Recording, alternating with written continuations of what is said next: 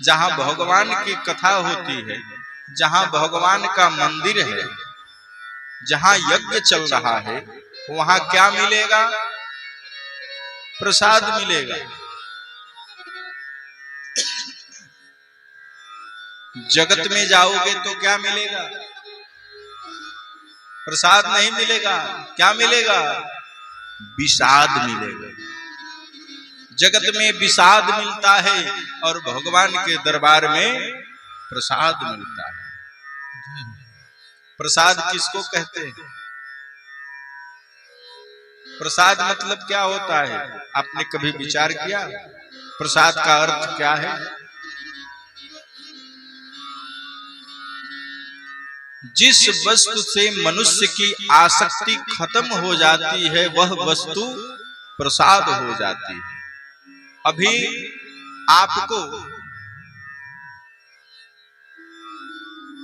कोई ले आकर के 1 किलो छेने की मिठाई दे दे, कोई रिश्तेदार ले आवे, तो आप उसको किसी को नहीं दोगे, खुद खाओगे, अपने बच्चों को खिलाओगे। लेकिन वही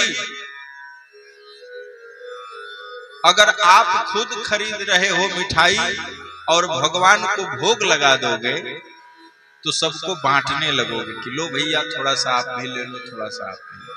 क्यों? क्योंकि आपकी आसक्ति उससे खत्म हो गई है। और जिस वस्तु से मनुष्य की आसक्ति नष्ट हो जाती है वह वस्तु प्रसाद हो जाती है।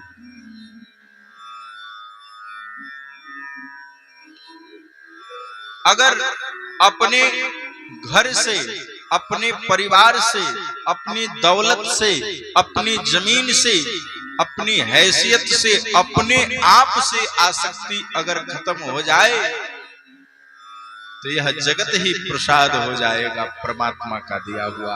यह शरीर ही प्रसाद हो जाएगा, परमात्मा का दिया हुआ। अन्यथा सब कुछ विषाद है, क्योंकि संसार में कोई ऐसी वस्तु नहीं है जड़ चेतन गुण दोषमय। जितनी वस्तुएं हैं, चाहे वो जड़ है चाहे चेतन है, सब में गुण है तो सब में दोष भी है। एक बात बता दूं, लौकिक व्यवहार की बातें, हमारी बात स्पष्ट समझ में आ रही है? संसार में खाने से बुरा कुछ नहीं है और खिलाने से अच्छा कुछ नहीं है। अगर आप खिला रहे हो तो इससे बेहतर कुछ नहीं है, लेकिन अगर खा रहे हो किसी का तो इससे बुरा कुछ नहीं। इसलिए खिलाने की आदत डालो, खाने की आदत मत डालो।